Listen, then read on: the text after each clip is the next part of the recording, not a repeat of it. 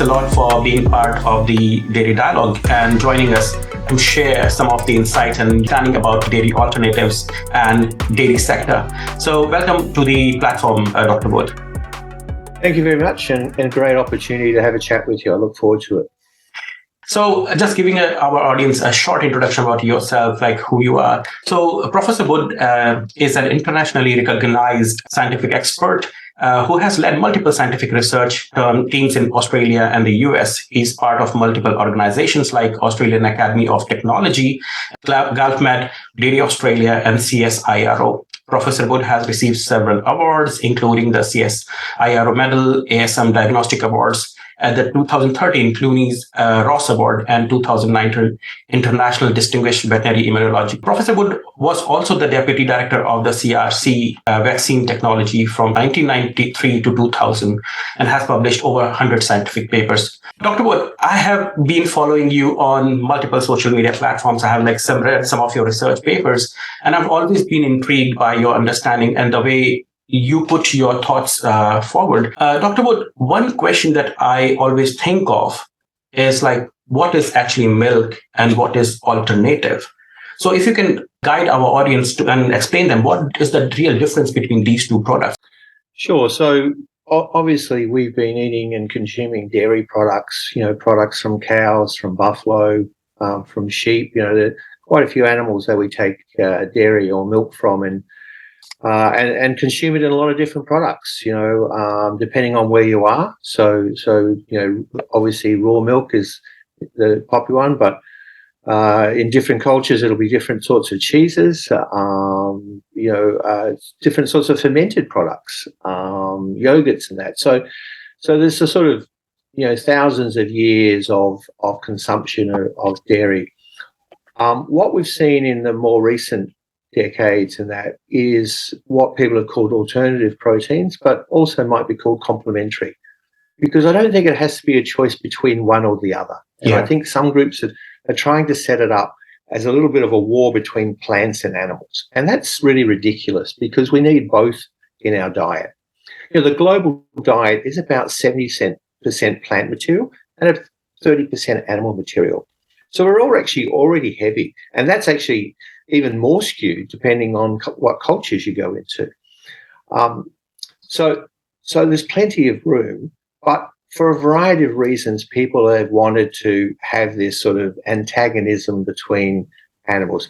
There are people, such as people who are vegans, who are very much anti us using animals. So they've got a philosophical argument. It's not a scientific argument. It's a philosophical argument against using animals in any way. But that's a very small percentage of the population. In developing countries, it's been about 6% for ages. It's not growing, actually. And in developing countries, it's quite small altogether, because it's actually a relatively expensive diet, because you have to supplement. You generally have to supplement with key amino acids and key vitamins, and that's not cheap. So we tend to find it as a bit of a Western-dominated area. So that's the sort of group. There are people who have allergies, to the milk proteins, and then there's people who have a problem with tolerance of lactose. But again, a lot of people have low lactase enzymes, but very few people actually have a sort of clinical effect. But a lot of people feel they have, and that's okay. If you prefer to drink oat milk or soy milk, no problem at all.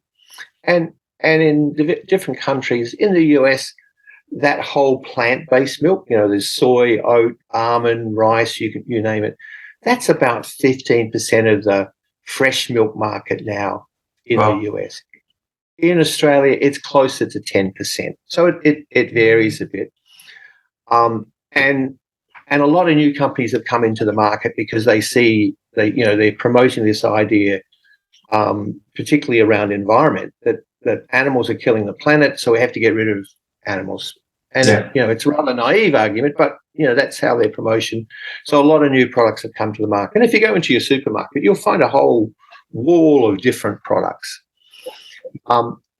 what we know is that a new product coming to the market tends to cannibalize the other products there. Yes. So 70% of their market is actually existing plant-based products, and maybe 30% might be people who are switching across from dairy. You can add in the vegetarians, and then you get up to, sort of 15%. In countries like India, obviously, it's a lot higher. Yeah. But of course, you go into India, and milk is it's not just a nutrition. It's a religious. It's part of the culture, fundamental culture. I don't need to tell you that. Yeah. But it's fundamental. It's the largest dairy nation in the world. Yeah. So you've got different drivers for why people are looking at these products. Yeah. And as I said, part of it is sort of this anti-livestock. We can talk about that because I think that's skewed. What people often forget is that food is about nutrition. Yeah. Yes, there's a lot of other aspects. It's about social, it's about cultural, but fundamentally it's about nutrition. And that's where we get into an issue when people who say, I drink soy milk, for instance, because it's better for you. Well, it's actually not, because dairy is a nutritionally dense product. You've got all the key amino acids, you've got all the minerals, all the vitamins. And any of these all of these plant-based products have to be supplemented. You have to add things back.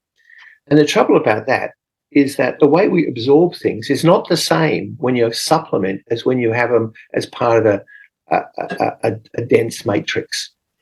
So often I say to people when they get hung up about what's on the front of the label, because some people are very anti the fact that you should even use the word milk when it comes to a plant-based product.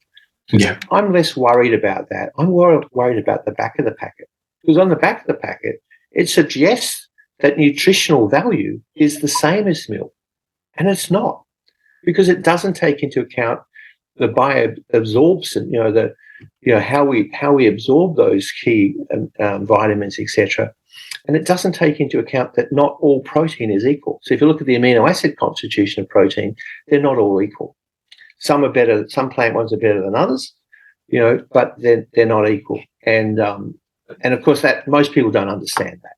So from a nutritional point of view, there is an issue that we need to educate people about. More recently, there's been a great study done across 5 nations looking at increasing dairy food in elderly people. And this was a large study over a number of years. But what it showed at the end of that, if you increase the amount of dairy in their diets, the number of falls reduces by 40%. This is phenomenal. I mean, if I had a drug that, had that sort of effect, I'd make a fortune. This is just putting more dairy. So falls reduced by 40%, but more importantly, breaks reduced by 30%. Wow. We know that in elderly people, things like hip breaks are very serious.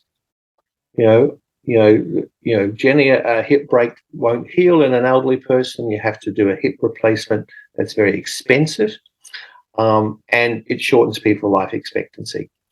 So it's really important that we make sure the diets of our elderly people in particular are very good, but also our young children. I mean,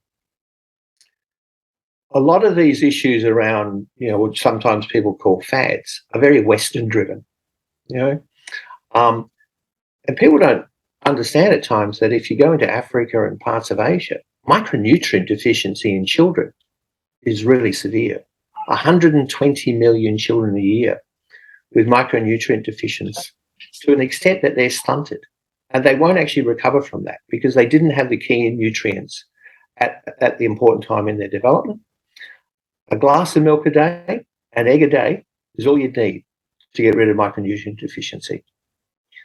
Pregnant women, I mean, you've got to understand diet. So nutrition is probably the biggest thing that we are concerned about. As I said, it's great for people if they want to take consume these products. They're generally more expensive. That's another problem about trying to solve health issues we have in developing countries, these are generally often twice the cost of a dairy product. And that means accessibility and affordability. They're just not the solution. They're not the solution in Africa. They're not the solution in India. The other thing we've seen more recently is people saying, well, we don't even need the cow. We'll create dairy proteins through recombinant protein production, or what people like to refer to as precision fermentation. So when I was a young biologist, we called it recombinant protein production. Mm-hmm. It's now called precision fermentation because it's a sexier term. It's the same thing. And we've used it in medical fields for decades. Insulin. We produce insulin through recombinant protein production. And it's critical to diabetics, and unfortunately diabetes is increasing around the world. So we've used the technology for a long time. Now people are saying, I'm going to use it to make milk, for instance. And there are products in the market today. So companies like Perfect Day in the US, they're producing one single milk protein, lactoglobulin, and then they put it into ice cream brands and some yogurt brands and things like that. But it's only one of the 6 key amino acids, let alone, proteins, I should say, key proteins, let alone that there's a whole lot of others like lactoferrin and that. We're still finding out molecules in milk, bioactive molecules that are important. So the problem they have is they make a single protein. They then have to add fats and sugars and vitamins and minerals to actually get to a product that resembles even close to a dairy product. It's also not cheap technology. It's a lot of stainless steel. It's a lot of large-scale fermenters, and none of it's been done at scale. So there are people who say this is the technology that will replace animals. But to be honest, it's very premature. This is being done generally at very low levels, volumes. We talk about volumes of, the size of a fermentation tank. So we don't yet know whether it truly will be scalable. We don't know the costs. The people I've talked to who are looking at making a milk product, expressing all 6 of the key proteins and creating a micelle, they're talking about the product being $10 a litre. Mm-hmm. Now, I don't think that's going to solve, and I don't think the market for that's going to be huge. In Australia, the cost of production of milk is about 50 cents a litre. It'll vary in different parts of Australia. In New Zealand, it's even cheaper. I don't know what the cost in India, but I'm going to suggest it's even lower than that. So when you start to talk about $10 a litre, you're not talking about, developing countries. You're not talking about most of the population in Western countries. So price is going to be an issue. As I said, nutrition is going to be an issue. Whether they can really scale these issues. And then, of course, there are people who are opposed to the whole use of this technology. Yeah. Genetically manipulated organisms, GMO technology. So there are people who strongly oppose it. And it's quite interesting when you follow people on the social media. It's actually created a bit of a schism in the vegan movement, because some people are going, well, we'll have to accept this technology because we want to get rid of the animals. And others are saying, well, we can't accept GMOs because we've always opposed them. So there's all sorts of different camps happening now. Yeah. Dr. Wood, I would just spiral back to one of the things that you mentioned was the lactose intolerance. And for example, I come from India, and if you see the lactose intolerance map of the world, it's pretty much the Caucasian population which should actually be drinking or has the ability to digest milk.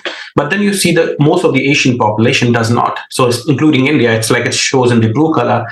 But I was always surprised and intrigued because we were milk, as you already mentioned earlier, is integral part of our diet.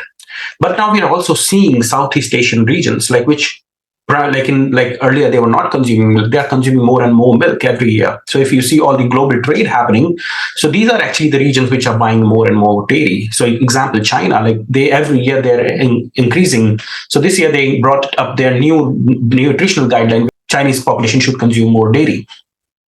So I always wonder, like, where does this lactose intolerance and ability to digest milk fits? Yeah.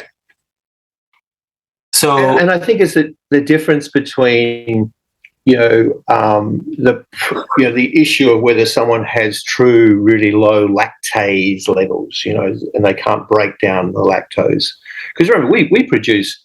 It's very easy to produce lactose-free milk. All you do at the end, once you've got the milk in a vat, you add lactase, and it breaks the sugar down to glucose and galactose.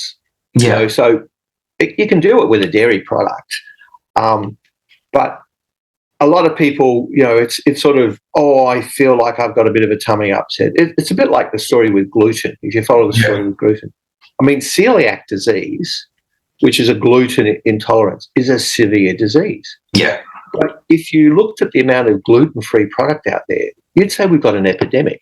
Yeah. And we don't have an epidemic. Yeah. It's just how people feel. And look, choice is great. So if you feel more comfortable drinking a lactose-free or a gluten-free, by all means. But it generally comes at a cost. Yeah. And that's why, unfortunately, often these aren't solutions for developing countries. Yeah. And when we look at the population growth, it's all in developing countries. Yeah. None of it's in the US or Australia or Europe. So I get very annoyed when people get up and start their presentation saying there's going to be 10 billion people, and therefore we need to produce more protein, therefore I'm making recombinant protein. Yeah. Well, the first bit's right. The next bit is completely wrong because you're actually not doing anything for the people where that population is. Yeah. You're actually creating more choice for wealthy middle class, and that's okay. But don't claim you're solving world hunger when you're not. Yeah, brings to us to our next question. What has happened? What has changed in last, let's say, a decade or 5-7 years that these products are becoming more and more popular? Like there has been a significant investment coming into this sector, like for fermentation technologies or other types of technology which are like to be used for production of alternatives. What has fundamentally changed here? Look, I think one of the things that changed is the venture capital market started to look at agriculture and said, hey, there's a space we could make some money. And a lot of the money that's gone into these technologies, and we're talking about billions of dollars here, has come out of the venture capital world. So they promote a story. Livestock are killing the planet, they're consuming too much land and water, and they produce greenhouse gases, and therefore we have to get rid of them. The vegan movement jumped on this because they're philosophically against livestock. Okay, that's where they come from. They generally hammered us around eating animals, or welfare, but it didn't cut through. But now with the new generations, they've changed the tack altogether, and it's less about talking about welfare of animals, and it's more talking about the planet. We have to get rid of livestock because we're going to save the planet. Now, we do have some issues with greenhouse gases, but we're actually bringing them down. In general, if you look about the greenhouse gases per kilogram of product, it's all coming down. Yeah. So we've been making progress. There's not a farmer out there that's not trying to be more sustainable. And the other thing that people generally don't understand about farming is it's often carbon negative because they can put carbon back into soil, they grow trees, they grow plants. Yeah. So there's lots of ways that farmers actually help with biodiversity on their farms, etc. So they don't get credit for that either. But remember, so that's part of what's driven this, and we've had some horribly sort of inflated markets. I'll pick on one company at the moment. People may know the Oatly company that floated in the US. Well, they went up to a valuation of around about $14 billion, $14 billion US dollars. In the last 12 months, they're down to $2 billion. Wow. So they have absolutely collapsed. So and this is what's happened. The market was hyped up. People invested. Oatly doesn't make money. It's never made a cent. It sells its products generally at less than cost of manufacture. Now, it tells us, we're just in the phase of growth, and once we get to scale, it'll come down. But the market's lost interest, and its price is down. That's scaring the venture capital market. We've seen it also with Beyond Meat, the plant-based meat company. They've had a similar to they've lost $10 billion in 12 months. And now people are talking about whether they'll survive. So that's part of the hype that has come in through the venture capital market. They thought they could make the same sort of profits in the food industry as they made in, say, the biotech industry. Margins in the food industry are a lot smaller. Yeah. So some of the hype has been very deliberate about selling a particular product. Yeah. Whereas generally farmers just get on with it. Farmers, they grow the things that people want to eat, whether it's plants or animals. The other thing people don't often realise is that the bulk of the biomass of plants we don't eat. Humans can't consume that. What happens to it? We feed it to animals. We feed it to animals, and they produce milk, which we can eat, we can drink, and they produce meat that we can eat. So without animals, what would we do with all that biomass? Yeah. I mean, if you think about it, if you think about a corn, a corn plant, we eat a few stalks, a few of the cobs off that, but most of that we don't even touch. Yeah. So plants are integral. If you look at the fertilizers for growing crops in Africa, 25% of fertilizer in Africa comes from animals, manure. Yeah. Yeah. 25% of the draft power, how they cart their products around, comes from livestock. So it's actually fundamental to how people farm. Yeah. I would also like to add, exactly about India, for example, how we are feeding our dairy livestock. A lot of product that is residues from the farm is actually fed to the cattle. For example, when we are growing rice, we are growing wheat or paddy. This is exactly being fed to the cattle. And as of now, Delhi is considered one of the most polluted cities because there's a problem of the residues sometimes being burned, creating a lot of smog. So it's better to rather feed it to the cattle. So this is where I also completely agree. What you just mentioned is animals rather help us get rid of the problem. If we would not have animals, what we would do with this such amount of biomass that we are creating, we would not have any place to get it to resolve that particular problem. Yeah, absolutely. Yeah. So, one thing that we talked about Oatly, so is using a natural product to produce juice company. There are certain. So let's talk about what are different technologies that are present as of now in the alternative sectors, and which of them you would say is most dominant as of now? Yeah, look, the plant-based ones are the dominant ones. As I said, they in the US, I think the figures are around about 15% of the fresh milk market is plant-based. Mm-hmm. It's shifted. Soy was very dominant early on, but oat is growing and seems to have taken over. There are, almond milk was popular, rice milk, there's probably 10 or 12. Hemp milk seems to be popular in some places. So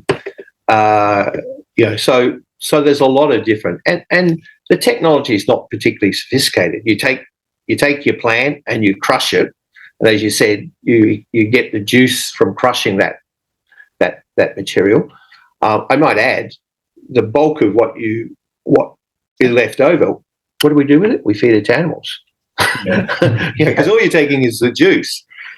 So even those processes would have a massive waste problem if we didn't, the brewing industry, we talk about brewing grain. It's a great product. We feed it to cows. So that cycle, it happens even in the plant-based industry. But then, of course, what they then need to do is generally they need to supplement. They need to add calcium. They need to add iron. They need to add sugar. They need to add a source of fat. That's why their production costs are higher, because they actually have to they have to, first of all, they have to physically extract the juice, as I said, generally by crushing the product. But then they actually have to then add things back. They have to mix that up. They have to, in some way, pasteurize that, just like we do with milk, and then put it in a container. So, if you go into the shops, I can buy milk, $1.30 a litre, but a plant-based product is going to cost me $3 to $8 a litre, depending on what it is. So the cost is higher, the nutritional value is lower. So if we actually calculated it on nutritional value to $1, it would be even worse. So that's all the plant-based. And then, of course, we've got the alternative protein, the precision-based. And there's quite a few companies in Australia. We've got All G Foods, we've got Eat and Brew. There's quite a few Israeli companies in this area, Remilk, etc. Perfect Day in the US. Quite a lot of companies in this space. As I said, not too many products on the market. So Perfect Day was the first with an ice cream, but the ice cream costs $40 a tub. Oh. So it's so it's not out there for the general consumer. So not too many products. I mean, the other problem they're going to have is regulatory. So in the US, they have a thing called generally recognised as safe, or GRAS. So they've used that, and that's how they register these products.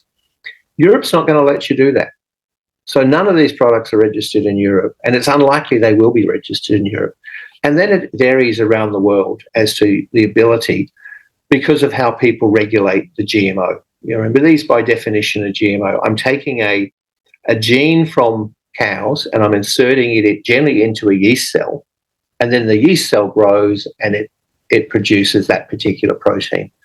I've got to then process that material. I've got to get rid of all those yeast cells and cell debris. So a lot of the cost is actually getting rid of what we call the downstream processing, getting rid of all those yeast components.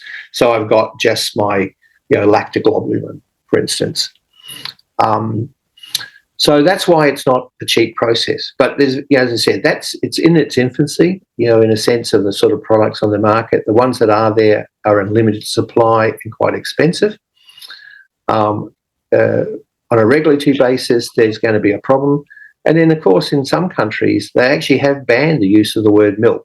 Unless it's from an animal, then you cannot use the term milk. So, and that varies around the globe as to as a bit of the same argument about using the term meat. Some people would say yes, as I think you correctly said, it's juice. It's almond juice, but almond juice doesn't sound very sexy. And the reality is they are deliberately wanting to use the word milk, because people, when you talk people about milk, they initially think about quality and they think about nutrition. Mother's milk, we talk about, so they want to actually have people assume it has the same nutritional value. Yes. It's very deliberate. It's as I said, I don't get hung up about it. But the suggestion that they're not using it and there's no confusion with consumers, I don't agree with that at all. I think you are definitely using the term milk because you want people to assume it has the same nutritional properties as milk, and it doesn't. Yeah. So one thing that you talked about is precision fermentation. That's one of the technologies being used to produce some of the alternative, at least one of the protein or the ingredients for the alternatives. We should actually tell our audience that you have already mentioned in the start is this precision fermentation does not produce actual milk. It produces one of the components, so like one of the proteins or amino acids that can be used. So just to replace one cow, could you just give us an estimate, how much fermentation capacity would be required to replace one cow, imagining it gives us 5,000-6,000 liters of milk? Oh, okay. I don't think I've done this calculation, but you can do it. I mean, essentially, what they're saying is that my yeast cells will produce around about 20 to 30 grams per litre. Okay, so 20 to 30 grams per litre. I've then got to purify that protein out of there, and I'm not going to get all of that protein out. So generally, very good extraction gives you about 70% of it. But that the higher yield you get, the more expensive it is to get that downstream processing. So let's assume 50% of that protein you get back. So now I've yielded 15 grams per litre. Okay, and milk is what, 3.3% protein per litre. So so they've got more protein, but the cost, and they've only got one protein. Yeah, they've got only one protein. So now they have to produce another 6. So that's where it comes in, and then they have to add all the other things that I talked about. My rough calculation, I think I put in one paper, was that I thought that even at scale, we're talking about 3 times the cost of dairy, and that would vary depending on the cost of production in different countries. So in India, I would expect that the cost from fermentation will be even higher. As an increment of dairy. But I expect that even at scale, my calculations said it's about threefold as expensive. And that's using large scale. I mean, we're talking about people using 100,000 litre tanks, fermentation tanks. So that's a lot of stainless steel. It's also a lot of energy. So another comment that people say is, "Oh, well, we'll be more sustainable." Well, no one's done the calculation. I mean, you got to run that. You got to run that tank generally at sort of 35 to 37 degrees. The amount of heat that comes off that, you generally have to put them in buildings and air condition the building. So this is expensive technology, and it's high energy consumption. Exactly. This was the next question that you have already partially answered. It's like how sustainable these technologies or these products are when they claim to be greener, much cleaner, but are they actually sustainable? Because if we even think about juice, Dr. Wood, I would imagine all the additions that are to be made, all these nutrients that are to be added in this juice would have to be either processed if they are processed locally, they are produced locally, that is pretty much more fine. But a lot of times these are not. These are to be imported, they are to be put on big ships, and then they are to be brought to the region where these things are being processed. So what is your take on let's talk about first about the environment, then also on the financial sustainability of these products. So look, I think there's been some papers out of Oxford University that's looked at some of this technology, and their estimates are that unless the energy sources that are used are all renewable energy sources, so wind and solar, they will not be more sustainable. It's because of the enormous energy consumption. So that's one thing. Just on the energy alone, yes, they'll occupy less land. But what is not often said when people put these calculations about how much land that livestock occupy is a lot of that land is not arable. So if we didn't run livestock on it, we couldn't grow food on it. So it's, people put out these things, livestock, I forget the figures, occupy more land than anything else. But it's not arable land in general. So we can't crop it. They argue it's going to use less water. It probably will, but again, if you think about how people do water calculations for livestock, it's not the amount they drink. It's actually the amount of water that falls on the land.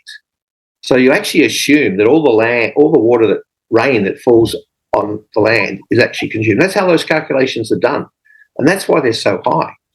So if you think about these calculations that say, I need 500 litres of water for 1 litre of milk. Now, a cow in Australia produces 20 to 30 litres of milk a day, and its weight. So, it couldn't drink that much water. Yeah. It's just a physical impossibility. That's why I marvel at people who put these calculations out. When you just look at the size of the cow, yeah, it's a big animal. But 500 litres of water for 1 litre of milk, it just doesn't make sense, and it's because of how those calculations are done.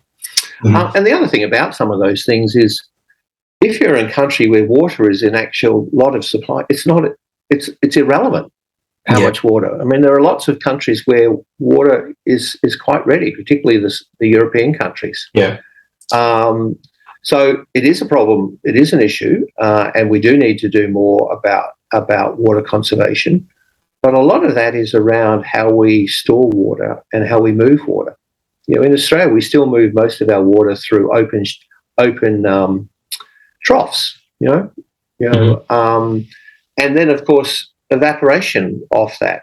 So there's a lot of work going into smarter ways to irrigate, better conservation of water, because we are a very dry continent. Yeah. So now talking about the economical sustainability of these products, like how versus daily, like how economically sustainable these products are.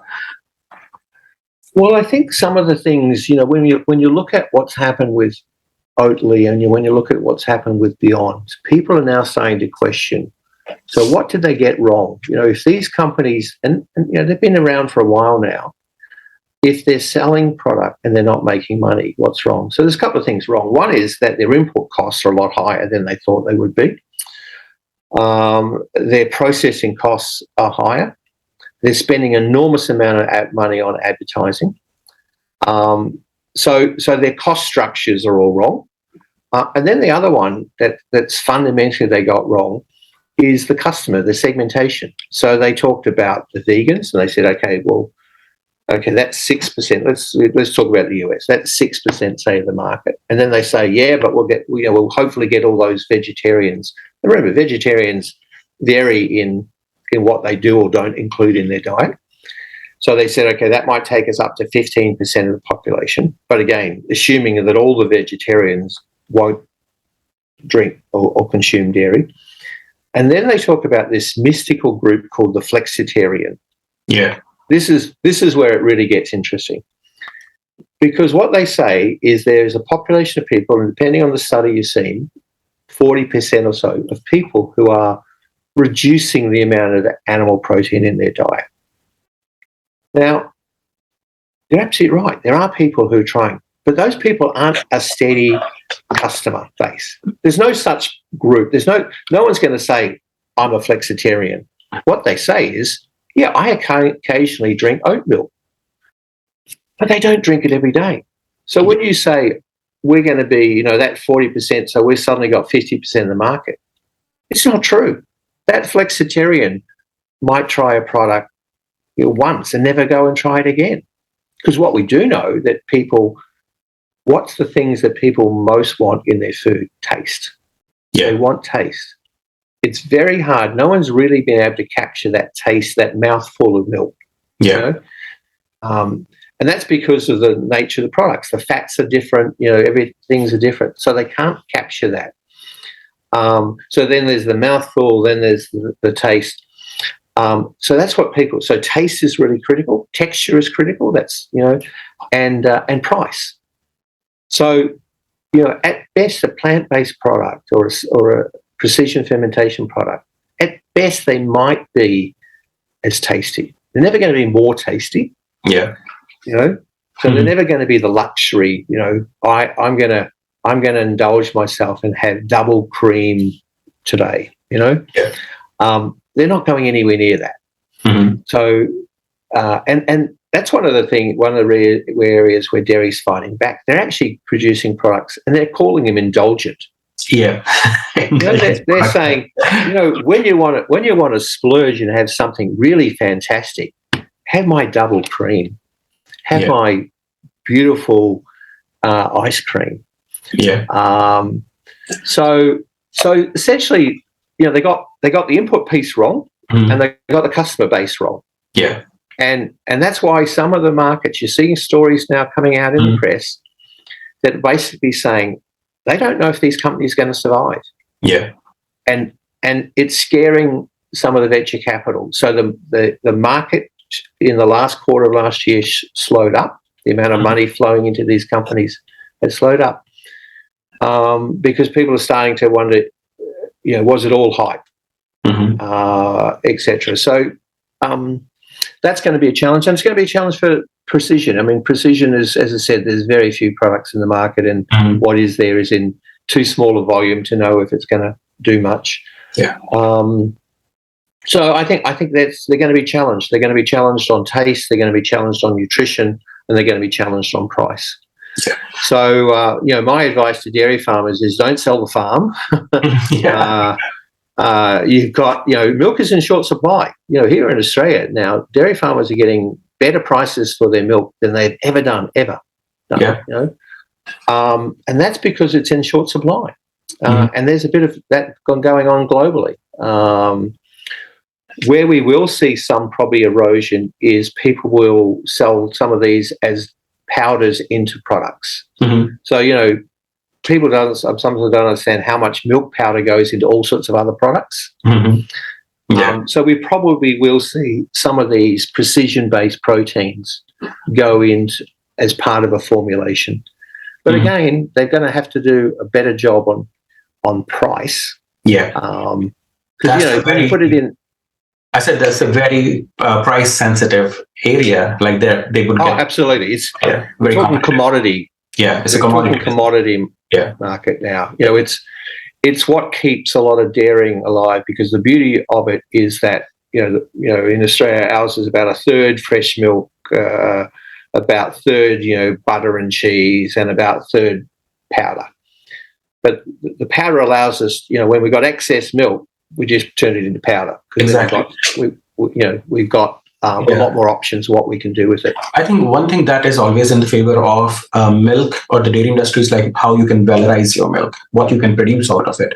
But with fermentation, if the prices go down, you do not have the ability to switch to something different.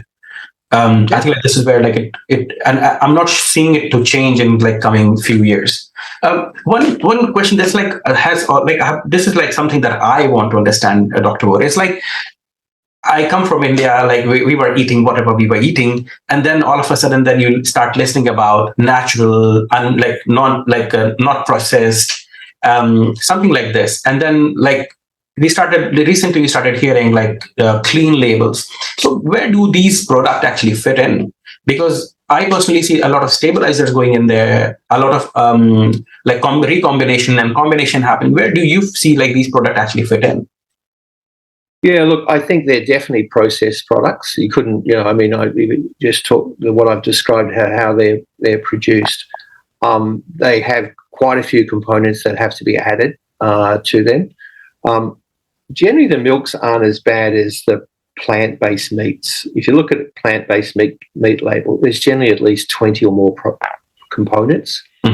Milk, the milk products are generally a simpler formulation. Yeah.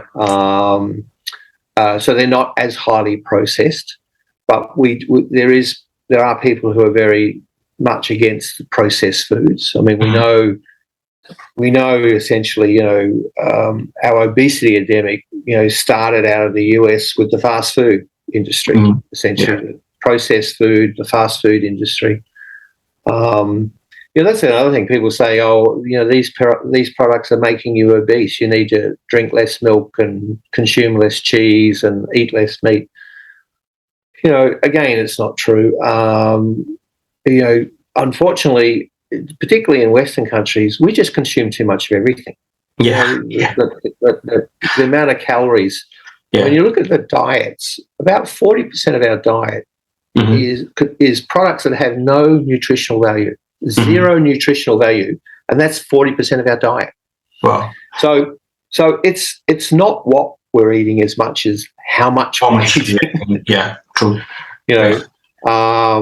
So that's the issue, is that we have very indulgent diets. as much as 4,000 calories a day. I mean, nutritionally 2,500, depending on age and sex and things. So we're just consuming too much, and that's a big problem. On one hand we've got micronutrient deficiency, and then we've got 2 billion people who are obese. It's a scary. Food is a scary space at the moment. People don't know what to believe, and part of that is some of the studies, the way their studies are done, just doesn't give you strong outcomes. There are studies where you sort of ask people to recall what they ate, and then you try to correlate it with disease. Now, you're not getting cause; you're just getting correlations, and that's why that Jenny. It's not necessarily the wrong answer, but it gives you a very weak answer, particularly if those correlations don't have a greater than a value of 2. So that's another problem. Nutrition science hasn't helped us in some regards. It used to be that fat was bad. Dairy was supposed to be bad, and then they suddenly realised that the fats in dairy are actually good, the good fats. And now sugar's bad. So we go through those sort of things. But, I think the bottom line for that is a balanced diet is the smartest thing. Plants, dairy, animal protein, whatever animal protein you like. I mean, in Australia it's beef, but in Asia it's chicken, and in China it's pork. There's enormous differences. What we do know is that if you try to force people, they really will rebel. So we not so much in the plant, but we've had some burger restaurants in Australia who decided that they'd go plant only in their burger change. And we're going to run a trial. We're going to sell only plant-based, and we're going to run it for 3 months. It didn't last a month. The sales collapsed. People do not like to be told what they can consume. That's one clear message that we've seen from this market. I can imagine in India, if the people turned around and said you can't consume dairy, there'd be riots. Actually, it reminds me of an incident that happened. Like I was at one of the IDF events in Belfast, and as I came out of the venue, there was a big protest going on against dairy. And one of the guys, he was so angry, and he started yelling at me, "You guys are destroying the planet," and XYZ. And I said, "Oh yeah," but then he asked me, "Where are you from?" I said, "I'm from India." I said, "Oh yeah, you guys bring milk, and you guys are so bad." I said, "Yeah, but then who's going to feed us? What else do we have the opportunity to eat?" So sometimes the way they push upon you, instead of explaining what they are standing for, they get sometimes very aggressive. But anyhow, talk about I think we are already pretty much more through our time. I would actually like to ask you the last question that we have here is what do you see how the next decade is gonna look like, as well as one question that I always wonder is why as a sector we always lag behind, at least in the narrative. We might have the best product. I do acknowledge that we have some problems that we need to fix, and we are fixing it really quick. But why do we always lag to bring that narrative in front of the consumer? And how can we fix that? Well, look, I'm not sure if we always lag. I mean, what we don't tend to do is make the most noise. If you looked at the social media, you'd think vegans are the dominant group in the world. With the noise they make. They're just very noisy. They're very passionate. They're generally quite articulate. And I don't generally comment on things on social media because I'm never going to convince a vegan to change. But it's for the people who read what they write and might not know that it's not necessarily all true. So I'm there. I try to make it non-personal. I'm just trying to point out that it's not just the way it's portrayed, that balance is the critical thing. We need balanced diets. We need to think about what's happening outside of just our supermarket. We need to understand what are the requirements in India, what are the requirements in Africa. It's why I work for a charity working with smallholder farmers, because they're the most vulnerable. We know, we talk about the crisis in Ukraine, but I was in Africa in March. Food shortages were already happening then. because they're an importer of grain. They're an importer of fertilizer. So it's always the case. Whenever there's a crisis, whether it's COVID or war, the marginalised people always suffer. Yeah. Because they've got the less resources to adapt to what's going on. Yeah. So we've got to think, until we solve the issue of food security in those countries, we haven't solved the world's issues. Yeah. I think this is like really powerful and should bring a lot of understanding to our audience. And with this, I would like to thank you, Dr. Wood, for your time and sharing your understanding and inspiring us to like really talk more about dairy. No, thank you. I always enjoy talking, and any of the farmers out there, keep farming. You're feeding the world. Thank you.